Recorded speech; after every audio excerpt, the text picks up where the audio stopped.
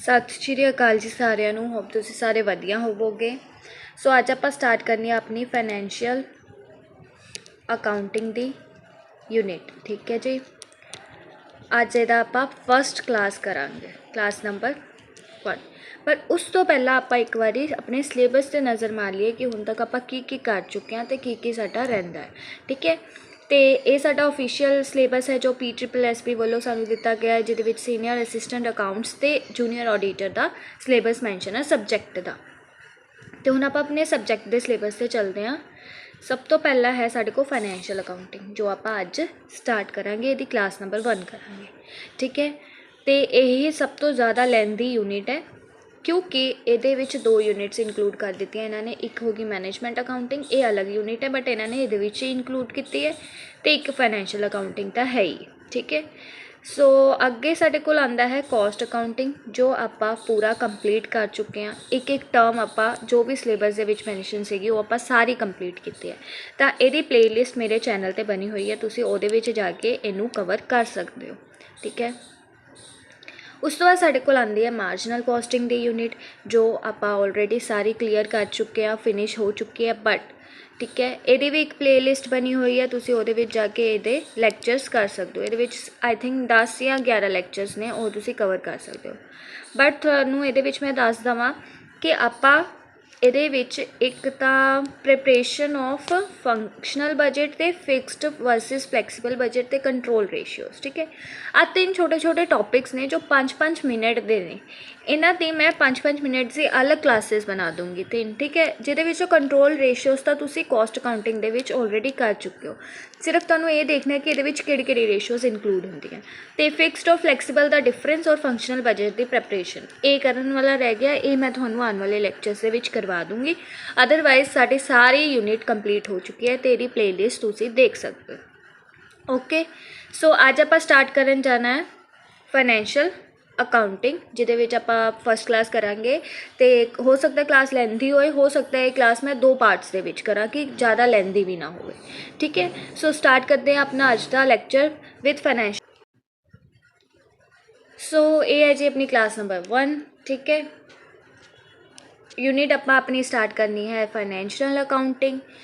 और सब तो पहला अज आपां इहदा करांगे मीनिंग ऑफ अकाउंटिंग। ठीक है। अकाउंटिंग दा मीनिंग की है, सब तो पहला डेफिनेशन देख लो। Accounting is the process. Accounting की एक प्रोसेस है। प्रोसेस मतलब ये स्टैप वाइज काम करता है। ठीक है।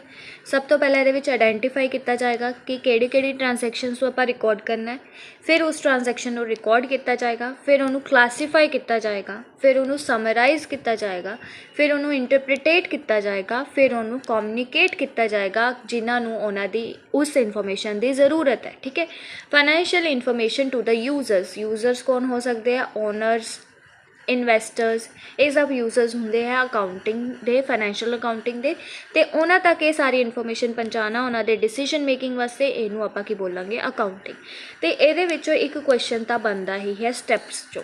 ठीक है। तो तुसीं स्टैप्स नू सीरीज़ दे विच याद करना है कि तुहानूं 3-4 स्टैप दे दूँगे तो बोलोगे केड़ा है जो इनकरैक्ट है, मतलब सीरीज़ दे विच नहीं आ रहा। तो तुहानूं याद रखना पहले नंबर पर है आइडेंटिफाइंग, दूजे नंबर पर है रिकॉर्डिंग, तीजे नंबर पर क्लासीफाई करना, चौथे नंबर पर उन्होंने समराइज़ करना, 5th है इंटरप्रिटेट करना, 6th है कम्युनिकेट करना। ठीक है। 6 ये स्टैप्स ने।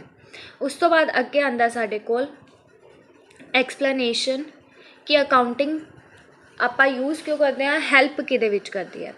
It helps in maintaining systematic records of financial transaction. ठीक है। हुण देखो फाइनैंशियल ट्रांजैक्शन का मतलब की है, वो ट्रांजैक्शन जिहड़ी सिर्फ मॉनेटरी बेस के उत्ते रिलेट करती है। ठीक है। पैसे का लैन देन किसी भी चीज़ के विच उन्होंने फाइनैंशियल ट्रांजैक्शन बोल देंगे। तो उन्होंने रिकॉर्ड करना वो आपां किहदे विच रिकॉर्ड करते हैं, अकाउंटिंग दे विच ते फाइनैंशियल अकाउंटिंग दे विच। ठीक है।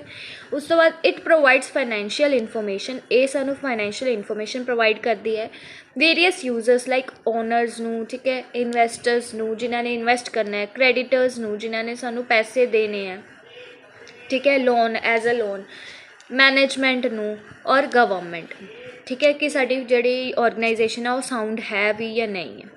ਤੇ ਅਕਾਊਂਟਿੰਗ ਕਿਹਦੇ ਵਿੱਚ ਹੈਲਪ ਕਰਦੀ ਹੈ, ਸਿਸਟਮੈਟਿਕ ਰਿਕਾਰਡ ਦੇ ਵਿੱਚ ਹੈਲਪ ਕਰਦੀ ਹੈ। ਪਰ ਤੁਸੀਂ ਯਾਦ ਰੱਖਣਾ ਕਿਹੜੀ ਸਿਸਟਮੈਟਿਕ ਰਿਕਾਰਡ, ਇਹਦੇ ਵਿੱਚ ਨਾ ਤਾਂ ਕੋਸਟ ਮੈਨੇਜਮੈਂਟ ਆਏਗਾ ਨਾ ਕੋਸਟ ਅਕਾਊਂਟਿੰਗ ਆਏਗਾ, ਸਿਰਫ ਔਰ ਸਿਰਫ ਤੁਸੀਂ ਫਾਈਨੈਂਸ਼ੀਅਲ ਟ੍ਰਾਂਜੈਕਸ਼ਨ ਨੂੰ ਯਾਦ ਰੱਖਣਾ, ਠੀਕ ਹੈ। ਔਰ ਇਹ ਇਨਫੋਰਮੇਸ਼ਨ ਪ੍ਰੋਵਾਈਡ ਕਰਦੀ ਹੈ, ਫਾਈਨੈਂਸ਼ੀਅਲ ਇਨਫੋਰਮੇਸ਼ਨ ਪ੍ਰੋਵਾਈਡ ਕਰਦੀ ਹੈ ਕਿਹਨਾਂ ਨੂੰ, ਓਨਰਸ ਨੂੰ, ਇਨਵੈਸਟਰਸ ਨੂੰ, ਕ੍ਰੈਡੀਟਰਸ ਨੂੰ, ਮੈਨੇਜਮੈਂਟ ਨੂੰ ਅਤੇ ਗਵਰਨਮੈਂਟ ਨੂੰ। ਨੈਕਸਟ ਆਉਂਦਾ ਸਾਡੇ ਕੋਲ ਇਹਦੇ ਆਬਜੈਕਟਿਵਸ। ਇਹਨੂੰ ਆਪਾਂ ਬਣਾ ਕਿਉਂ ਰਹੇ ਹਾਂ, ਕਿਉਂਕਿ ਆਪਾਂ ਹਰ ਇੱਕ ਟ੍ਰਾਂਜੈਕਸ਼ਨ ਦੇ ਸਿਸਟਮੈਟਿਕ ਰਿਕਾਰਡ ਰੱਖਣਾ ਚਾਹੁੰਦੇ ਹਾਂ, ਠੀਕ ਹੈ। ਡੇਟ ਵਾਈਜ਼ ਕਦੋਂ ਸਾਡੇ ਕੋਲ ਪੈਸਾ ਆਇਆ ਅਤੇ ਕਦੋਂ ਕਿੱਥੇ ਪੈਸਾ ਗਿਆ। ਟੂ ਅਸਰਟੇਨ ਪ੍ਰੋਫਿਟ ਔਰ ਲੋਸ, ਆਪਣੇ ਔਰਗਨਾਈਜੇਸ਼ਨ ਦਾ ਪ੍ਰੋਫਿਟ ਅਤੇ ਲੋਸ ਨੂੰ ਨਿਕਾਲਣ ਵਾਸਤੇ ਕਿ ਸਾਡਾ ਇੱਕ ਸਪੈਸੀਫਿਕ ਪੀਰੀਅਡ ਦੇ ਵਿੱਚ ਕਿੰਨਾ ਪ੍ਰੋਫਿਟ ਰਿਹਾ, ਠੀਕ ਹੈ, ਜਾਂ ਇੱਕ ਸਪੈਸੀਫਿਕ ਪੀਰੀਅਡ ਦੇ ਵਿੱਚ ਕਿੰਨਾ ਲੋਸ ਰਿਹਾ। ਤਾਂ ਉਹ ਚੀਜ਼ਾਂ ਨੂੰ ਨਿਕਾਲਣ ਵਾਸਤੇ ਅਸੀਂ ਕੀ ਬਣਾਉਂਦੇ ਹਾਂ, ਫਾਈਨੈਂਸ਼ੀਅਲ ਅਕਾਊਂਟਿੰਗ ਬਣਾਉਂਦੇ ਹਾਂ। ਅਤੇ ਉਸ ਤੋਂ ਬਾਅਦ ਟੂ ਨੋ ਦਾ ਫਾਈਨੈਂਸ਼ੀਅਲ ਪੋਜੀਸ਼ਨ, ਕਿ ਆਪਾਂ ਕਿੱਥੇ ਸਟੈਂਡ ਕਰਦੇ ਹਾਂ, ਕਿ ਸਾਡੀ ਜਿਹੜੀ ਔਰਗਨਾਈਜੇਸ਼ਨ ਹੈ ਉਹ ਕੰਮ ਕਰਨ ਦੇ ਅੱਗੇ ਕੰਟੀਨਿਊ ਕਰਨ ਦੇ ਲਾਇਕ ਹੈ ਵੀ ਜਾਂ ਨਹੀਂ ਹੈ, ਠੀਕ ਹੈ। To assist in decision making, ਜੇ ਆਪਾਂ ਕੋਈ ਡਿਸੀਜਨਸ ਲੈਣੇ ਆ ਤਾਂ ਉਹਦੇ ਬੇਸਿਸ ਲਈ ਸਾਨੂੰ ਕੋਈ ਇਨਫੋਰਮੇਸ਼ਨ ਚਾਹੀਦੀ ਹੋਏਗੀ ਅਤੇ ਉਹ ਇਨਫੋਰਮੇਸ਼ਨ ਸਾਨੂੰ ਕੌਣ ਦੇਗਾ, ਫਾਈਨੈਂਸ਼ੀਅਲ ਅਕਾਊਂਟਿੰਗ ਦੇਗਾ। ਨੈਕਸਟ ਆਉਂਦਾ ਸਾਡੇ ਕੋਲ ਸਕੋਪ ਆਫ ਅਕਾਊਂਟਿੰਗ। ਹੁਣ ਅਕਾਊਂਟਿੰਗ ਆਪਾਂ ਕਿੱਥੇ ਕਿੱਥੇ ਯੂਜ਼ ਕਰ ਸਕਦੇ ਹਾਂ, ਠੀਕ ਹੈ। ਪਹਿਲਾ ਹੈ book keeping, the basic process of recording transaction. ਦੇਖੋ ਅਕਾਊਂਟਿੰਗ ਦੇ ਵਿੱਚ ਸਭ ਤੋਂ ਪਹਿਲਾ ਸਟੈਪ ਹੀ ਕੀ ਆਉਂਦਾ, ਬੁੱਕ ਕੀਪਿੰਗ। ਬੁੱਕ ਕੀਪਿੰਗ ਦਾ ਮਤਲਬ ਕੀ ਹੈ, ਜਿੱਥੇ ਆਪਾਂ ਜਰਨਲ ਐਂਟਰੀਜ਼ ਪਾਉਂਦੇ ਹਾਂ, ਠੀਕ ਹੈ।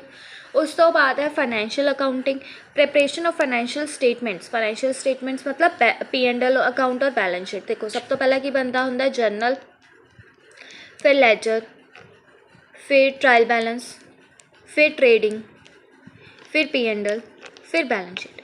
ਇਹਨਾਂ ਸਭ ਨੂੰ ਆਪਾਂ ਕੀ ਬੋਲਦੇ ਹਾਂ, ਫਾਈਨੈਂਸ਼ੀਅਲ ਸਟੇਟਮੈਂਟ ਬੋਲਦੇ ਹਾਂ। ਅਤੇ ਫਾਈਨੈਂਸ਼ੀਅਲ ਅਕਾਊਂਟਿੰਗ ਦੀ ਹੈਲਪ ਦੇ ਨਾਲ ਆਪਾਂ ਫਾਈਨੈਂਸ਼ੀਅਲ ਸਟੇਟਮੈਂਟ ਬਣਾਉਂਦੇ ਹਾਂ, ਔਰ ਐਟ ਦਾ ਐਂਡ ਆਪਾਂ ਦੇਖਦੇ ਹਾਂ ਸਾਡੀ ਜਿਹੜੀ ਬਿਜ਼ਨਸ ਹੈ ਉਹ ਸਾਊਂਡ ਹੈ ਜਾਂ ਨਹੀਂ। ਸਾਊਂਡ ਦਾ ਮਤਲਬ ਉਹ ਲੋਸ ਦੇ ਵਿੱਚ ਤਾਂ ਨਹੀਂ ਜਾ ਰਿਹਾ, ਉਹ ਪ੍ਰੋਫਿਟ ਹੈ ਵੀ ਜਾਂ ਨਹੀਂ ਹੋ ਰਿਹਾ। ਜੇ ਹੁਣ ਆਪਾਂ ਅੱਗੇ ਉਹਨੂੰ ਕੰਟੀਨਿਊ ਕਰੀਏ, ਉਹ ਸਾਡੇ ਲਈ ਪ੍ਰੋਫਿਟੇਬਲ ਰਹੇਗਾ ਜਾਂ ਨਹੀਂ ਰਹੇਗਾ, ਇਹ ਸਭ ਚੀਜ਼ਾਂ ਲਈ। ਅਤੇ ਫਿਰ ਕੋਸਟ ਅਕਾਊਂਟਿੰਗ ਲਈ ਵੀ ਸਾਡੇ ਕੋਲ ਜ਼ਰੂਰੀ ਹੈ ਕਿ ਅਕਾਊਂਟਿੰਗ ਹੋਣਾ ਚਾਹੀਦਾ, ਕਿਉਂਕਿ ਕੋਸਟ ਅਕਾਊਂਟਿੰਗ ਦੇ ਵਿੱਚ ਵੀ ਆਪਾਂ ਕੀ ਕਰਦੇ ਹਾਂ, ਰਿਕਾਰਡ ਕਰਦੇ ਹਾਂ, ਐਨਾਲਾਈਜ਼ ਕਰਦੇ ਹਾਂ ਆਪਣੀ ਕੋਸਟ ਨੂੰ ਅਤੇ ਉਹਨੂੰ ਕੰਟਰੋਲ 'ਤੇ ਰਿਡਿਊਸ ਕਰਨ ਦੀ ਕੋਸ਼ਿਸ਼ ਕਰਦੇ ਹਾਂ। ਆਹ ਸਾਰਾ ਆਪਾਂ ਪੜ੍ਹ ਚੁੱਕੇ ਹਾਂ ਕੋਸਟ ਅਕਾਊਂਟਿੰਗ, ਠੀਕ ਹੈ। ਮੈਨੇਜਮੈਂਟ ਅਕਾਊਂਟਿੰਗ ਆਪਾਂ ਪੜ੍ਹਨਾ ਹੈ, ਅਤੇ ਫਾਈਨੈਂਸ਼ੀਅਲ ਅਕਾਊਂਟਿੰਗ ਵੀ ਆਪਾਂ, ਠੀਕ ਹੈ, ਕਲਾਸ ਨੰਬਰ 1 ਹੈ ਫਾਈਨੈਂਸ਼ੀਅਲ ਅਕਾਊਂਟਿੰਗ ਦੀ। ਉਸ ਤੋਂ ਬਾਅਦ ਇਹ ਵੀ ਅਜੇ ਅਸੀਂ ਪੜ੍ਹਨਾ, ਇਹਦੇ ਵਿੱਚ ਆਪਾਂ ਕਿਹੜੀ ਇਨਫੋਰਮੇਸ਼ਨ ਲੈਂਦੇ ਹਾਂ, ਜੋ ਸਿਰਫ ਮੈਨੇਜਮੈਂਟ ਨੂੰ ਪ੍ਰੋਵਾਈਡ ਕਰਵਾਉਣੀ ਆ, ਉਹ ਇਨਫੋਰਮੇਸ਼ਨ, ਮਤਲਬ ਇਨਸਾਈਡਰਸ ਵਾਸਤੇ।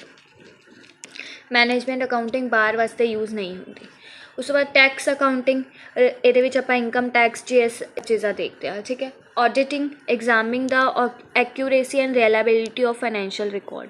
ਕਹਿੰਦੇ ਆਡਿਟਿੰਗ ਦੇ ਵਿੱਚ ਆਪਾਂ ਕੀ ਦੇਖਦੇ ਹਾਂ ਕਿ ਜਿਹੜੇ ਸਾਡੇ ਅਕਾਊਂਟਸ ਬਣਾਏ ਹੈ, ਠੀਕ ਹੈ, ਜਿਹੜਾ ਵੀ ਸਾਡਾ ਅਕਾਊਂਟੈਂਟ ਸੀ, ਜਿੰਨੇ ਵੀ ਸਾਡੇ ਪ੍ਰੋਫਿਟਸ, ਬੈਲੈਂਸ ਸ਼ੀਟ ਵਗੈਰਾ ਬਣਾਏ ਆ, ਉਹ ਸਹੀ ਹੈ ਜਾਂ ਨਹੀਂ ਹੈ, ਠੀਕ ਹੈ। ਉਹਨੂੰ ਐਗਜ਼ਾਮਿਨ ਕਰਨਾ, ਉਹਨੂੰ ਦੇਖਣਾ ਕਿ ਉਹ ਸਾਡੇ ਫਾਈਨੈਂਸ਼ੀਅਲ ਰਿਕਾਰਡਸ ਰਿਲਾਇਬਲ ਵੀ ਹੈ, ਜੇ ਆਪਾਂ ਉਹਦੇ 'ਤੇ ਵਿਸ਼ਵਾਸ ਕਰੀਏ ਤਾਂ ਉਹ ਠੀਕ ਹੈ ਜਾਂ ਨਹੀਂ, ਠੀਕ ਹੈ।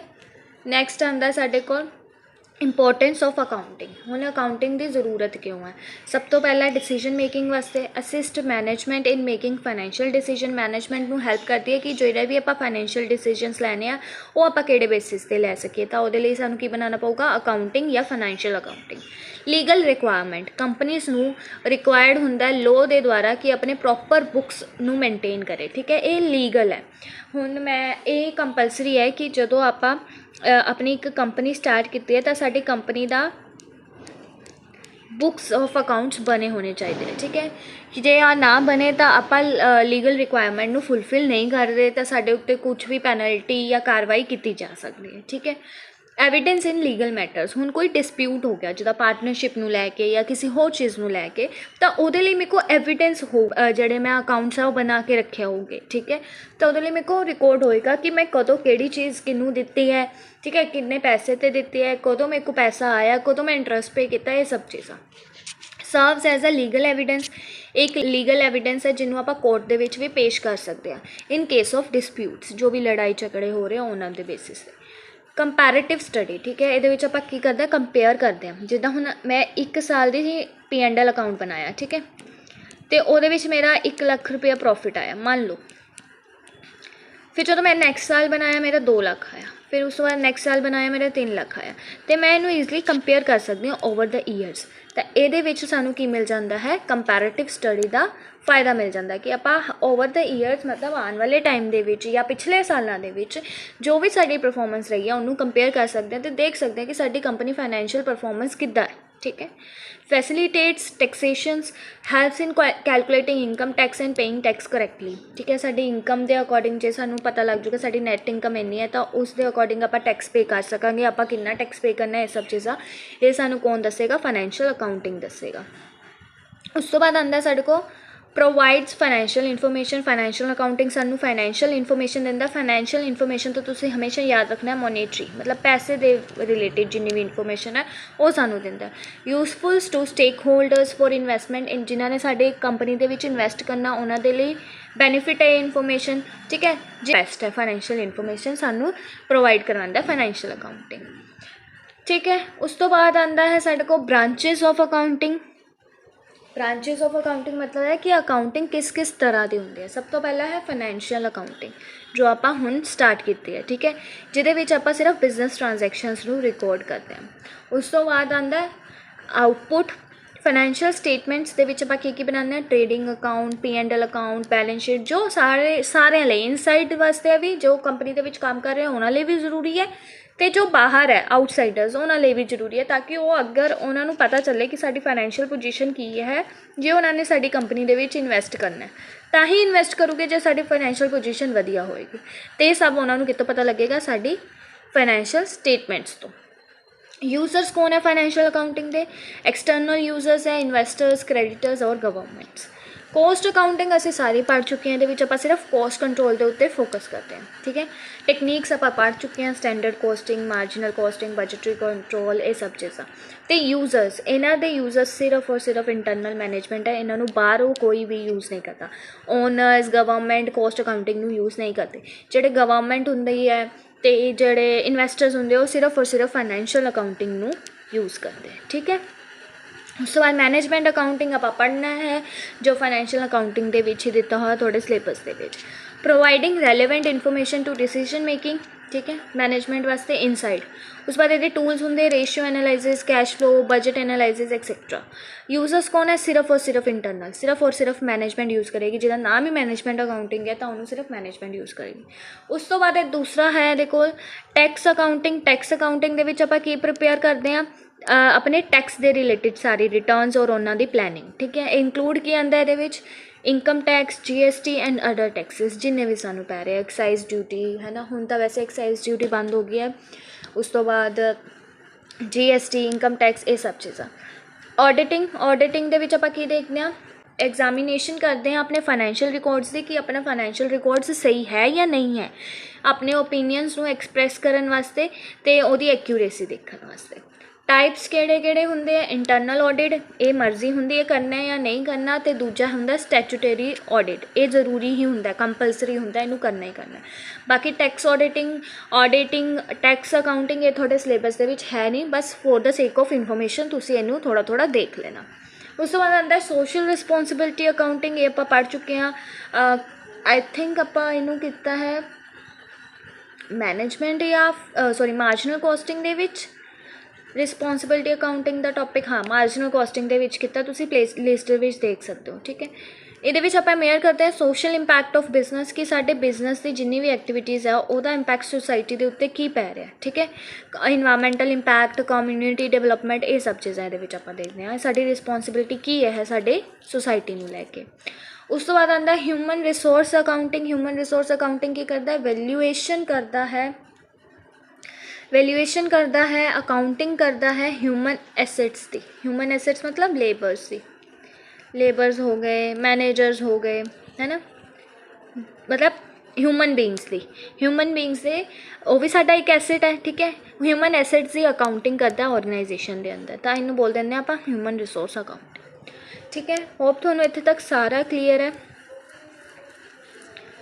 नैक्सट है साडे कोल अकाउंटिंग कॉन्सैप्ट्स एंड कन्वेंशनस।